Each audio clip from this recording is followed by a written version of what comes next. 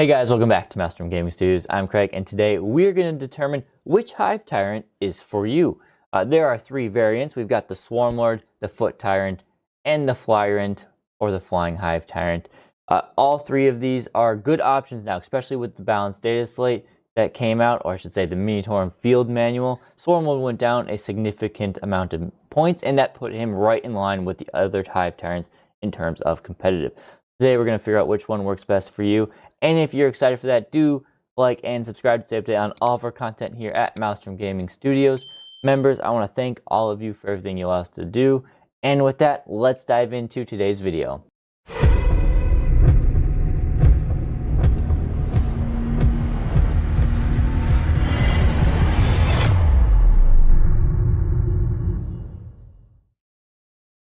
So I recorded this video, or I should say I wrote the script to this video a while ago and was planning to do it anyway. But with Swarmlord going down in points recently, I thought, let's do it now. It's a better time more than ever to do it. We've got a lot of things to cover, so hopefully it's a good in-depth fit for you guys, and let's get into it. So we're going to start with a profile overview for all of them, the melee weapons, the ranged weapons, the abilities that each of them have, how they fit into different attachments, the play style of each of them. We'll do a little bit of a comparison of damage output, and we'll wrap that all up into a conclusion. One thing I do want to note before we go even further is if you are trying to decide which Tyrant to build and you want, I wish I could have two of them, look no further than our Etsy shop. Link in the description below. Finally, after a long time of me wanting to do this, I now sell, or will be selling, depending on if I get it up in time, the 3D printed torsos for your Hive Tyrant. So you can now build a Flyrant and a Foot variant out of the same kit. So check out the link below. Little self-advertising there. I want to. But all the money that Hive Tyrant torso makes just goes right back in the channel and allows us to keep doing more stuff there. So now let's get into the Hive Tyrant variants. So we look at the stat lines as a base whole here. They all have 4-up and bone saves. You'll see that the Foot variants both move 8 inches, while the Flyrant gives a little bit of extra speed for 12 inches. With that speed increase, that does trade off, so it has 1 less toughness at 9 instead of the 10s. All have 2-up saves, which is really nice on the Flyrant. All have 10 wounds, which is a little low from what I would like. I really liked these guys to be sitting at 12. But 10 is what it is. Leadership 7, standard for the leaders, and an OC of 3. But as a base profile, they're pretty similar with their trade-offs here, but really it comes down to the extra abilities they have, and also to keep in mind that the Swarmlord does not have enhancement ability, or the ability to take enhancements, while the other two do. So the melee profiles, again, fairly similar here. The Flyrant, or the Foot Tyrant, can take a Monstrous Bone Sword and Lash Whip, as well as, if it wants to not have a gun, it could also take the Monster Scything Talons for that extra attacks profile. And I'll be honest, right now, I'll say this probably later, this is my favorite loadout, is to ignore the guns and just go full melee, but because it's successful on this one. For the Winged Hive Tyrant, you got a bit of an issue, and I hope GW rewrites this data sheet because it's a bit of a mess right now. You can take the Lash Whip Bone Sword, which is great. It's exactly the same as the other one. 6 attacks, hitting on 2, strength 9, AP -2, damage 3, twin linked. Strength 9 is low, but the twin linked helps it out a bit. You could also, instead of the Lash Whip Bone Sword, you could take Monstrous Scything Talons as well, and that's the exact same as the other profile. But the Flyrant also has 2 little talons on his feet, and those are the Tyrant Talons, which are the 5 attacks. It's the same profile. However, I think it is a big mess up to not give this thing extra attacks. It doesn't make any sense in my book as to why, if a Foot Tyrant has 2 claws and then a sword and an arm, it can swing with all of those weapons.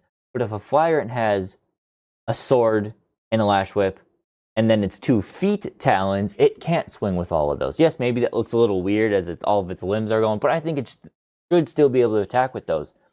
It would be cool if you could do that, because that would really increase the damage output of, well, really increase the damage output of the foot one.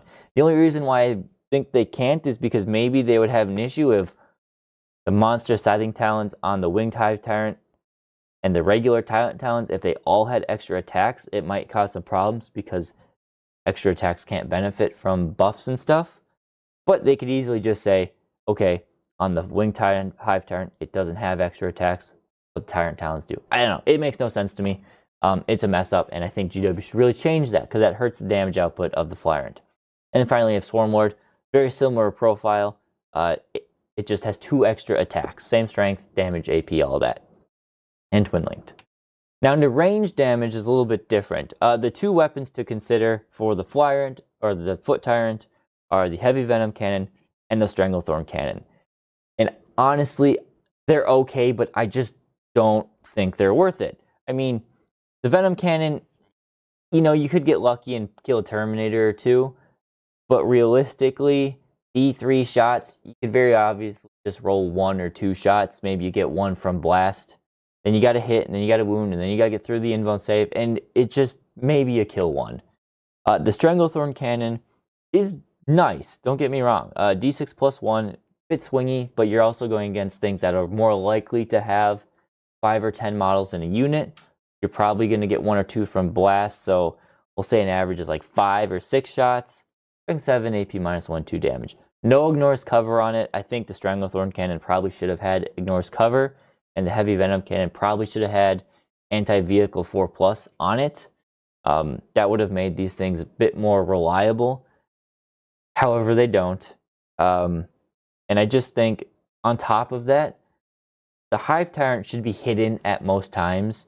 You don't want it to be poked out and shooting because then it probably can get exposed, and this thing will die pretty quick and at ranged attack. Real anti-tank damage will kill this thing quick. So you want to be hiding your Hive Tyrant most times, in which case you're not shooting. So that's why I don't like the guns. The Swarmlord, though, he does have a nice little torrent. A little weak in my opinion. Only strength 5. Strength 6 would have been cool, but strength 5, AP minus 1, 2 damage. Torrent, D6 plus 3 attacks, but no ignores cover.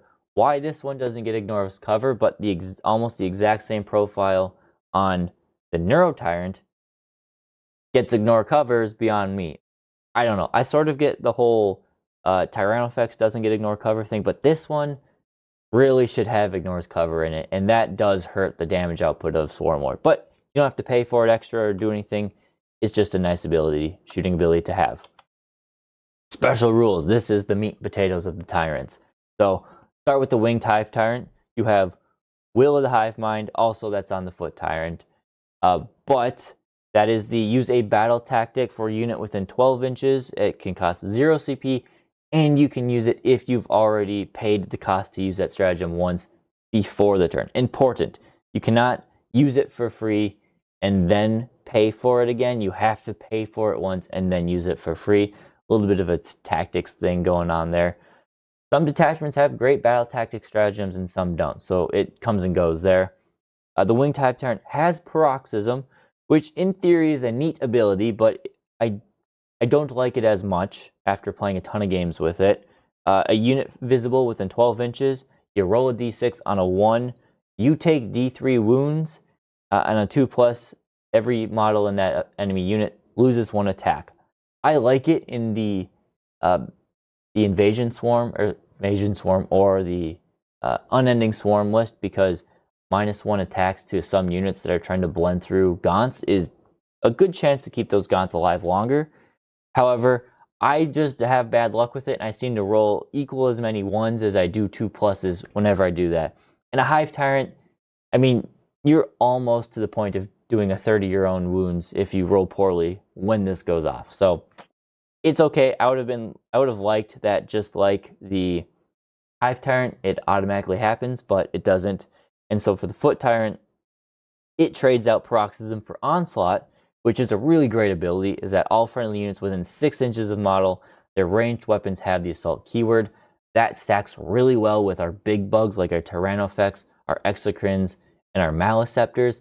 Not that you really want the Exocrines moving up, but the Maliceptors and Tyrannofex, especially with the Acid Spray, you want to be advancing them, getting them up the board to the center line as quick as possible. Having Assault allows you to get an extra d6 inches of movement and still shoot. So I really like that aura ability on the Foot Tyrant. Then we go to the Swarm Lord, and his abilities are very different, but still very good. So Hive Commander, excellent one. He just gives you a flat CP every start of your command phase.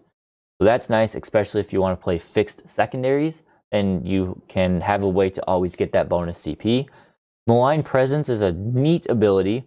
So they have FAQ'd this to only affect battle tactic stratagems, so keep that in consideration here. Increasing the cost on an opponent's battle tactic stratagem can be big.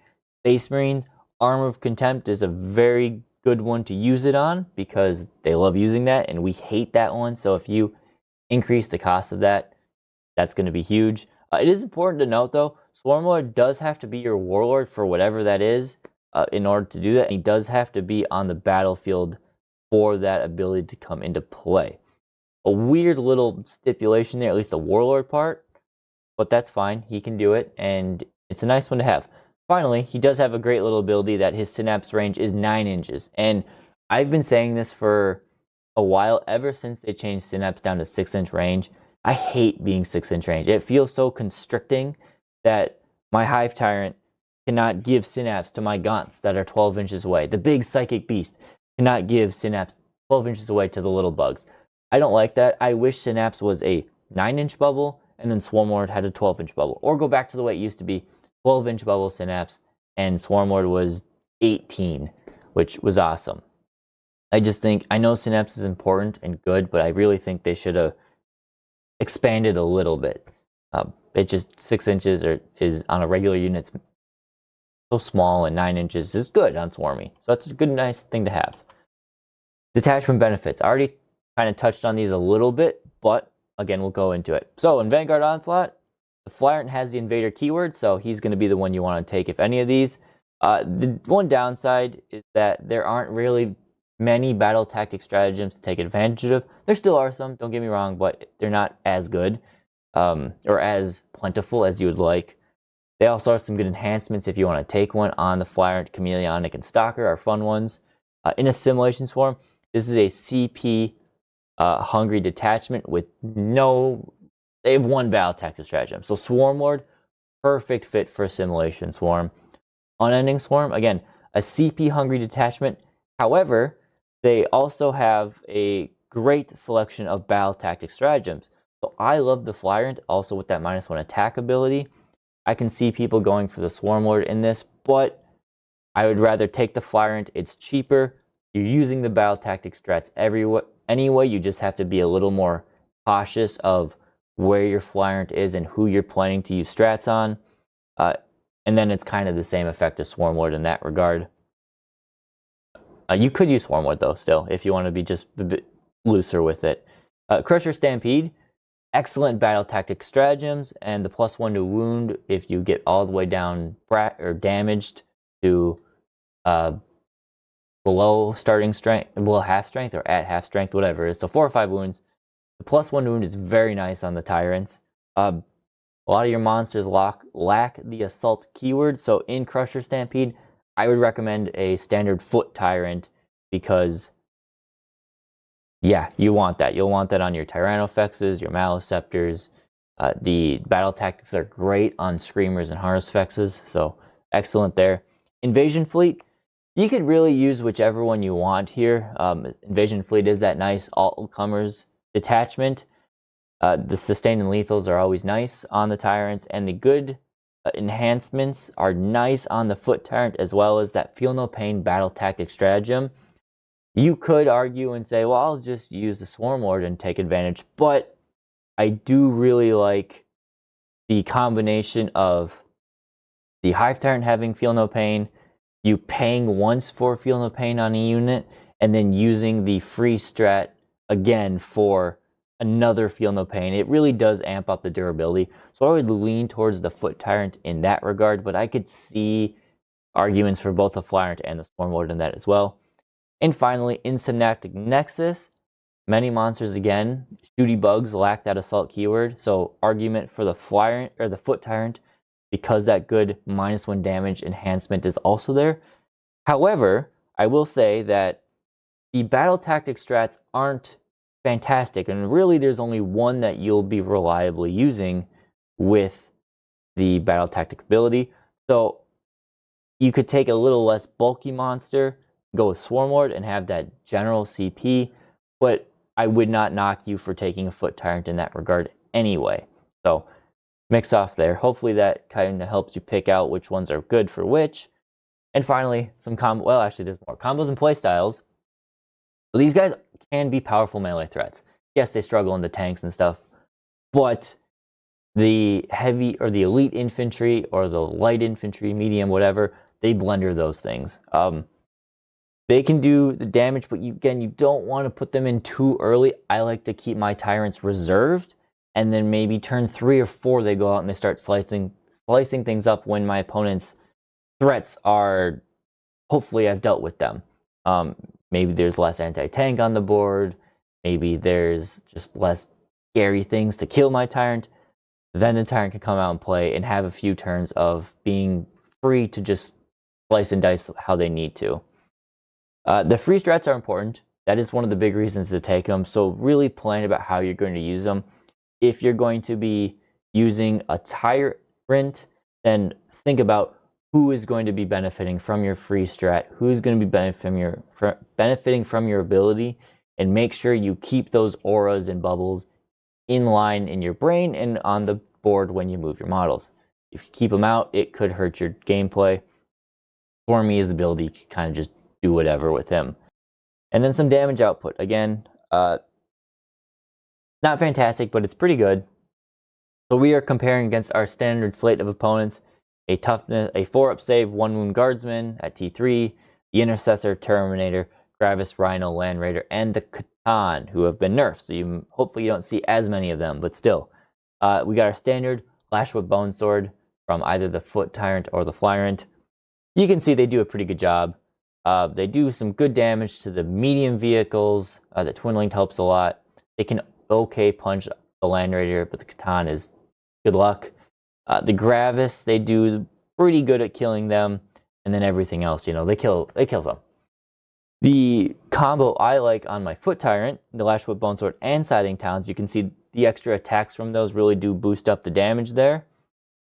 Killing more guardsmen, more intercessors, doing some more damage to the Terminators, killing some more Gravis Marines, the Rhino, gain some extra wounds on that one, and Land Raider and Catan, of course, those extra attacks will struggle against. The Quad Talons, one I want to be really good on the Flyrant, not so great. Yes, it mulches the Guardsmen and the Intercessors, okay,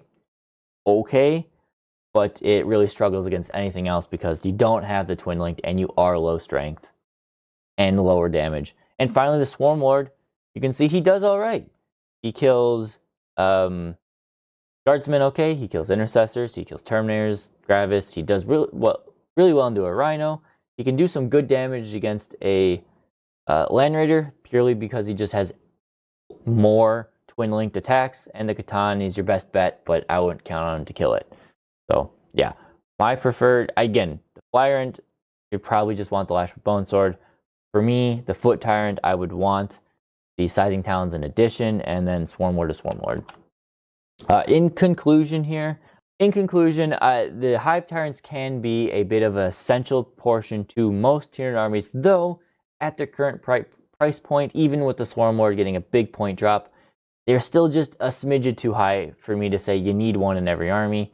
I think they could all use another 10 points off of them, unless some other rule change happens, but assuming it doesn't, another 10 points off all of them, and I'm feeling pretty comfortable with where the Tyrants sit in this edition. They do what a Hive Tyrant really is supposed to be. It's supposed to be a melee presence, a threat. Not the best threat, but it is one. And they're a tactical asset. And they are one, especially with the free CP and all of that. That's pretty good. I think they lack just a little bit in durability. It seems like GW took our Hive Tyrants that were like at an 11 last edition, toned them down to about a 7. I wish they just cranked them up a little bit more. Give us an extra 2 wounds.